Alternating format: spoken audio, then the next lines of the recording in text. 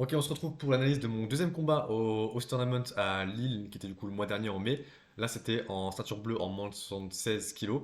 C'était le deuxième combat, le premier combat pas très intéressant. Globalement, c'était de la garde fermée et ça terminait en triangle. Pas grand chose à analyser. Et le but d'analyser ce combat, c'est justement que je puisse regarder les trucs que j'ai bien fait, les trucs où j'ai fait des erreurs, les trucs où j'aurais pu mieux faire, parce que j'avais d'autres options, etc. Et surtout que tu puisses, si tu vois des différents éléments, me dire ce que tu remarques, toi aussi, là où j'ai fait des erreurs ou là où j'aurais pu mieux faire pour que je puisse progresser sur ta technique. Donc vraiment, n'hésite vraiment pas, c'est la moindre remarque, c'est la moindre truc que tu vois, à me le mettre en commentaire. Et du coup, on est parti pour ce combat. Donc, on check l'arbitre, on check l'adversaire. Là, le plan, c'était de tirer la garde, donc je me mets en posture de lutte.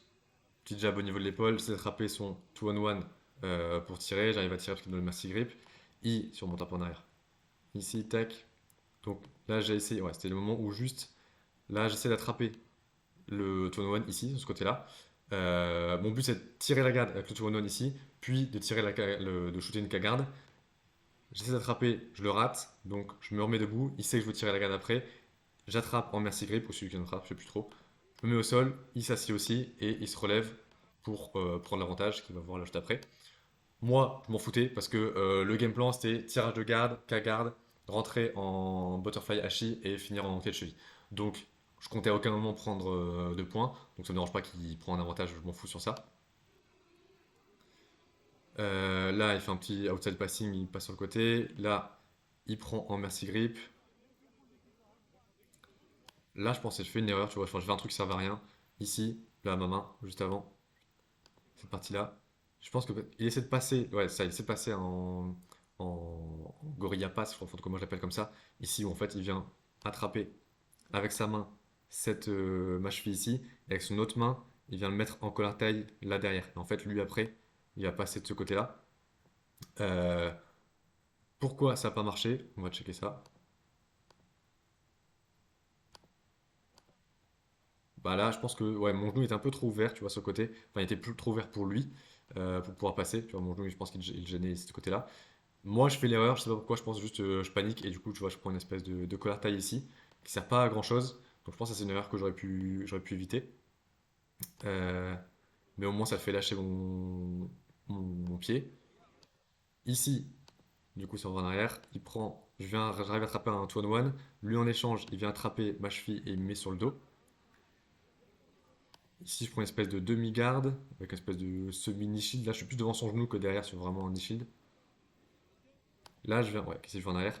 Ça, c'est un truc que je fais, je pense, c'est pareil, je pense que c'est une erreur sur ça, mais tu vois, ici, c'est un truc que je fais souvent, mais plutôt souvent quand ils sont debout, où je viens, tu vois, faire une espèce de, c'est pas une demi-garde, normalement, je suis au sol, mais tu vois, j'ai une jambe de chaque côté de sa jambe, et je viens prendre en scoop ici, un peu comme la prise un peu false strip, tu vois, comme ça. Et mon but, c'est de faire ça, et après, le tirer vers moi, d'arriver un peu dans cette position-là, et avec mon autre jambe, shooter la K-garde de ce côté-là. Donc je pense que c'est ce que je vais faire ça après. On va voir après si je suis en K-garde, mais on le voit pas dans cet angle-là, mais je pense que je suis en K-garde juste après. Lui, du coup, il a une prise ici sur ma cheville. Tac, on va voir la suite. Là, je pense que c'est moi qui le fais quand même, mais tu vois, je sors cette espèce de knee shield là, et il me semble que je vais inverser. Ouais, tu vois, je garde ça. Donc en fait, là, j'ai j'ai changé le scoop que j'avais sur ce genou-là, je l'ai basculé ici. C'est une erreur que je fais souvent, je trouve. Je suis vachement souvent inversé, tu vois, dans cette position-là, ici. Et je pense que je ferais mieux que je sois plus, tu vois, sur ce côté-là, un peu sur le flanc, dans cette partie-là. Parce que souvent, des fois, ça m'arrive, en tout cas, faut que je revoie pareil, j'analyse. Mais ça m'arrive de faire ça, et en fait, après, au final, de me faire prendre le dos dans cette partie-là. Là, lui, au final, était vachement derrière, quand même, il y a mes hanches entre lui et moi. L'erreur aussi que je fais, on va pas forcément là, je pense qu'on le verra après. On va voir si on le voit mieux après. Ouais, là, tu vois, c'est que son genou est vachement loin. Tu vois, j'arrive en fait souvent, pas forcément que dans cette position, c'est pas forcément une grosse erreur ici, mais souvent en général, j'arrive à scoop derrière le genou ici, avec mon autre jambe derrière la cagade. Mais en plus, j'ai des grands bras, du coup, je l'attrape facilement de loin, mais je le laisse loin. Je le tire pas assez. Je pense qu'il faut plus que je me concentre sur prochaine séance de travail en cagade. Sur ça, c'est vraiment à chaque fois tirer le genou et le mettre sur moi. Là, c'est pas forcément un problème parce qu'en fait, lui, il a voulu attraper mon bras et je pense qu'il va se jeter derrière pour attaquer la clé de cheville. Mais moi, du coup, j'ai ce scoop grip ici avec mes deux jambes, mes deux bras derrière son genou. j'ai l'autre pied ici en K-garde et mon autre jambe, elle est ici et du coup, elle est protégée. Tu vois, je suis dans cet axe-là. Je suis pas, mon pied est pas dans cet axe-là, dans l'autre axe. Et du coup, là, en fait, il jette derrière, mais il a rien, il a pas le pied de cheville. Et sur les règles, c'était règles IBJF, c'est pas comme le grappling industry où il y a le knee bar ou le kimura de cheville.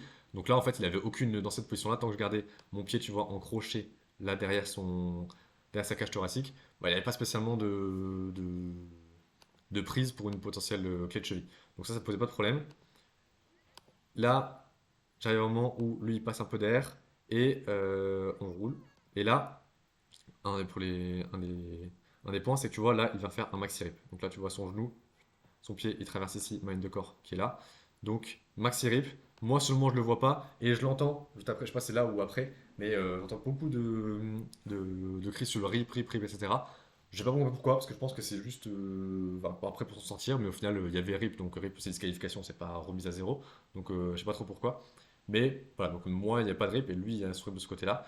Moi, en gros, j'ai ma jambe qui est là et qui va dans son aisselle. Et du coup, le pied, il est plutôt un peu derrière. Donc, pas trop. Là, je pense qu'il est un peu de côté, mais pas vraiment sur la clé de cheville. Donc, pas trop de problème sur ça. Le rip sur mon genou, ici, il n'est pas spécialement fort en soi. Son pied dépasse là, mais il n'y a pas vraiment trop de pression sur mon genou. Et j'ai une bonne mobilité de hanche, donc il n'y a pas de problème sur ça. Et moi, du coup, là, mon objectif, c'est, tu vois, j'ai cette jambe-là. Si je fais cacher ça. Cette jambe-là qui est quasiment, tu vois, en butterfly. Derrière, enfin, en butterfly pour un butterfly hachi, c'est mon but. D'arriver en butterfly hachi pour attaquer cette cheville-là. Et donc, j'ai ce genou-là, tu vois, qui est derrière et que je commence à me mettre derrière son ischio. Et ça, je fais ici. Tu vois, là, je vais venir attraper. Et mon but, c'est de l'amener dans mon aisselle ici pour après attaquer la clé de cheville. Donc, on va voir ce que ça donne. Donc là, lui, tu vois, il attaque là la clé de cheville. Moi, je tire son pied. Et il y a ce pied-là, tu vois, qui est déjà. En fait, il a les deux pieds derrière mon aisselle. Il a mis les deux, il a carrément traversé ici. Moi, j'ai cette jambe-là que je tire.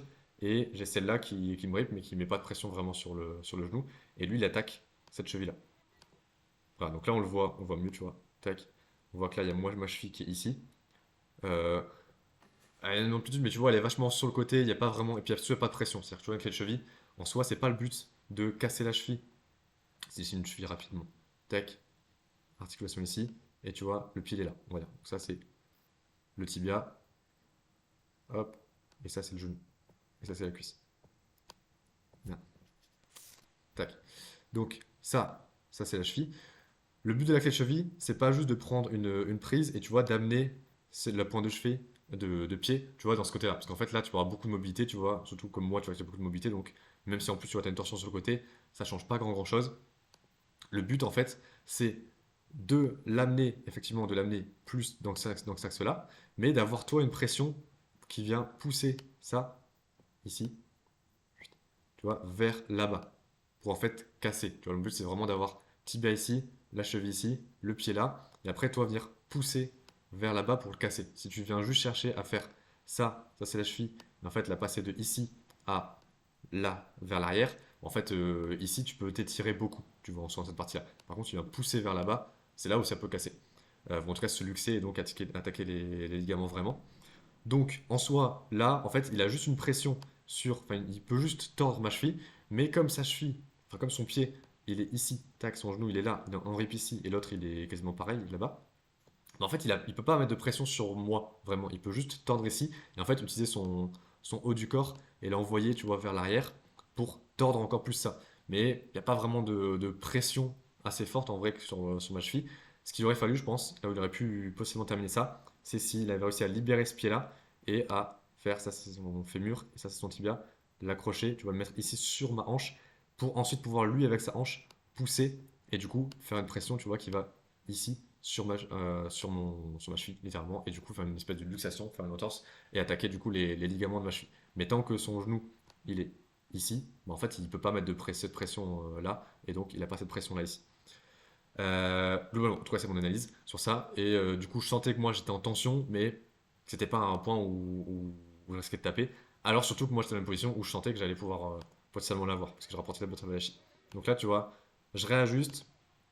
Là, tu vois, j'essaie de me mettre sur l'épaule. Il aurait fallu, là, je pense que, je sais pas s'il le fait après, mais je pense qu'il aurait fallu là que je réussisse à mettre mon pied sur sa hanche, ou en tout cas sur l'autre pied, parce que je l'ai pris, l'autre pied sur le sol, pour reculer mes hanches pour pouvoir du coup créer une distance et faire ensuite du coup cette pression au niveau de la hanche, tu vois, vers l'avant. Tac. Donc là, lui, il attaque. Moi, j'attaque un petit peu, mais voilà. Lui, je sens qu'il lâche. Tu vois, à ce moment-là, il regarde son coin, il va lâcher. Hop, il sort son pied. Il a plus toute pression sur ma cheville. Et donc là, moi, je sais que j'ai mon butterfly lâché de l'autre côté. J'ai la prise qui est pas mal ici de ce côté-là. Je garde, tu vois. Ah, j'avais pas vu ça. Mais je garde. Tu vois, mon bras là, il est tendu. Et j'attrape son genou qui, lui, est ici, dans cette partie-là. Et en fait, j'attrape son genou. Je retire ça pour que tu puisses bien voir. Tac, tu vois, là, c'est sa cuisse. Et tu vois, avec ça, c'est ma main. Pour faire en sorte qu'il sorte pas, qu'il n'arrive pas à sortir sa ligne de genou et que ma prise au niveau de son leg lock en gros, je puisse encore mettre de pression. Donc ça, j'avais pas vu ce détail-là, mais j'ai bien fait de garder ça, cette prise-là, je pense, sinon il aurait pu exploser et juste sortir vers l'arrière. Donc moi, j'ai plus de pression ici au niveau du pied. Celui-là, il va libérer. Donc là, je pense que mon but, il me semble que c'est comme ça. Je vais juste le sortir et le mettre en outside Hachi. Donc tu vois, ici, là, je le sors. Il a libéré tout ça. J'ai encore sa clé de cheville, enfin son genou, tu vois, que je tiens ici avec ma jambe, avec ma main. Hop, je la libère. Je remplace ma main par mon autre jambe. Et du coup, j'ai ici, on étape comme ça sur ça. Mais du coup, j'ai du coup cette jambe-là qui est en outside Hachi. J'ai cette jambe-là, tu vois, qui est là-bas derrière et qui repasse ici aussi derrière, hop, avec ce pied qu'il a en butterfly. La position, elle est pas ouf parce que tu vois, du coup, je suis vachement sur le dos. Donc en fait, en soi, oui, comme. Et en plus j'avais mon pied, tu vois, qui est derrière, qui est pas encore. Qui est pas, j'ai même pas besoin le temps de le mettre sur la hanche directement. Je l'ai mis sur le sol, je crois. Mais j'ai mon butterfly Hachi quand même qui met un peu de pression. Mais tu vois, j'ai mon bassin, je le pousse un petit peu vers le haut pour faire ce mécanisme de, de casse au niveau de la cheville en gros. Mais je suis pas parfait parce que du coup, tu vois, je suis sur le dos, donc je pourrais pas partir loin en extension. Donc j'ai ce côté-là, je pense qu'il aurait fallu que je roule un peu, tu vois, sur le côté ici pour me mettre un peu sur mon épaule droite pour pouvoir avoir potentiellement toute l'extension vers là-bas, là où je suis bloqué, tu vois, je peux juste pousser mes hanches. Si j'étais sur le côté, je pourrais pousser mes hanches puis partir vers l'arrière. Donc j'ai beaucoup plus d'amplitude au niveau du mécanisme de lésion de la soumission. À ce niveau-là, ma prise elle est pas mal et surtout c'est ça qui m'a sauvé, je pense, c'est ça. Tu vois, son pied il est vachement, je pense qu'il est là. Il est pas en aoki, tu vois, le pied il est pas, le talon est pas sorti, j'avais pas le droit, mais il est assez proche, il est sur mes côtes, il est pas sur le sol. S'il est sur le sol, je me trouve un peu dans cette position à lui où bah, en fait j'ai juste mon haut du corps qui pousse. Là, j'ai un petit peu de bas du corps quand même qui met de la tension et j'ai surtout, tu vois, je suis bien en position de crunch, tu vois, je suis pas en extension, je suis en position de crunch et du coup toute la force que je mets ici, elle se transmet forcément dans la cheville.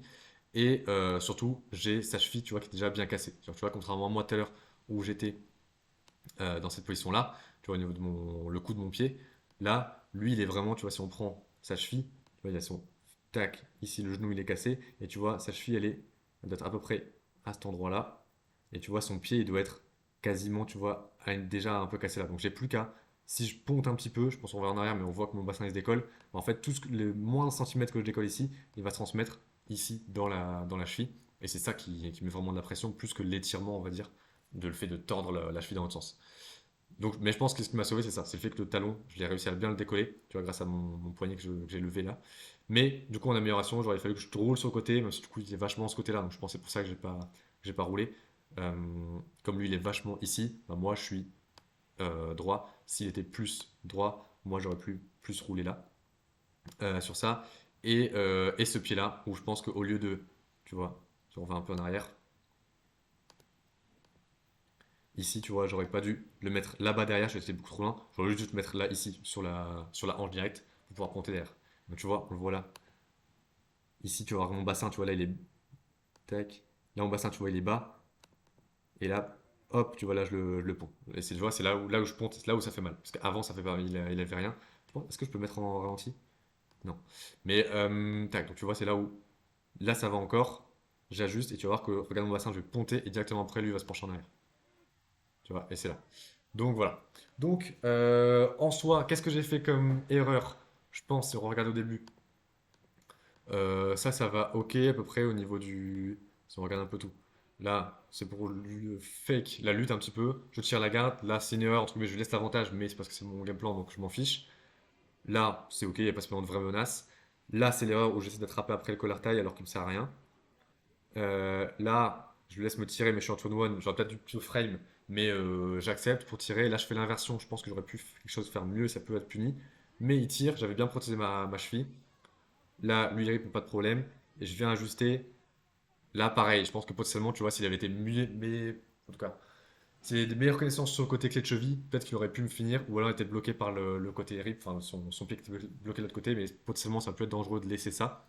Enfin, c'est un jeu dangereux de moi attaquer sa cheville donc lui, enfin lui de laisser ma cheville et me concentrer sur sa cheville à lui, je vais peut-être plutôt me concentrer sur le fait de libérer ma cheville à moi.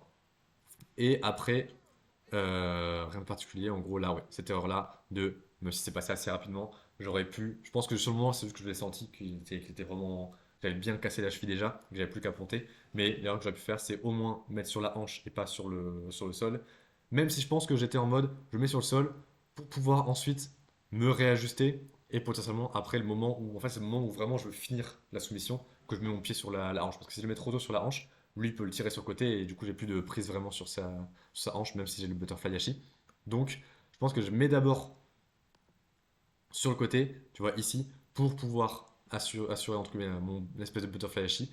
Mais au final, sur le moment, je sens que la cheville est plutôt bien déjà pré-cassée, on va dire, et j'ai pas forcément besoin de juster à 100% mon butterfly yashi et ma prise sur la hanche là, ni d'être à fond sur le côté. Et donc, je tente, en gros, en pontant un petit peu, et ça passe, donc il n'y a pas de plus. Mais je pense que c'est un truc où j'aurais pu améliorer. Globalement, ça, je pense pas qu'il soit blessé derrière sous sa cheville. Euh, et je l'ai rencontré après en demi-finale. Donc pareil, je ferai une analyse dessus. Donc voilà, un peu sur le combat. Donc plutôt content sur celui-là. Ce qui était très cool sur ce combat-là, c'est que j'ai vraiment mis en place le game plan que j'avais travaillé et que je voulais mettre en place là. Donc le côté tirage de garde, K-garde, butterfly yashi, clé de cheville. Donc vraiment content sur ça. N'hésite pas à me dire si tu as vu le moindre défaut, le moindre truc que je peux améliorer. Et voilà, moi je continue à faire des analyses comme ça sur ces combats-là. Il me reste du coup deux combats. Le premier, je pense que je le ferai pas. Deux autres combats de cette compétition-là.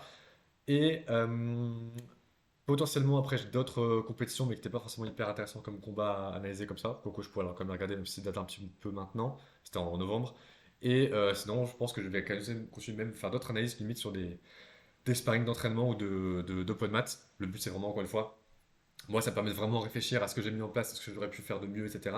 Sur ce combat-là, le moment, c'était un peu tout droit. Mais je pense sur d'autres combats, surtout sur le juste après, il y a, je pense, pas mal de trucs à voir. Et potentiellement, pas mal de trucs que moi, je vois pas. Et donc, si jamais toi, tu vois des trucs, n'hésite vraiment pas à me mettre en commentaire tout ce que tu vois que j'aurais pu faire mieux ou limite ce que j'ai fait de bien, je m'en rends pas forcément compte, pour pouvoir garder ça dans mon jeu et pouvoir me refocus sur ça.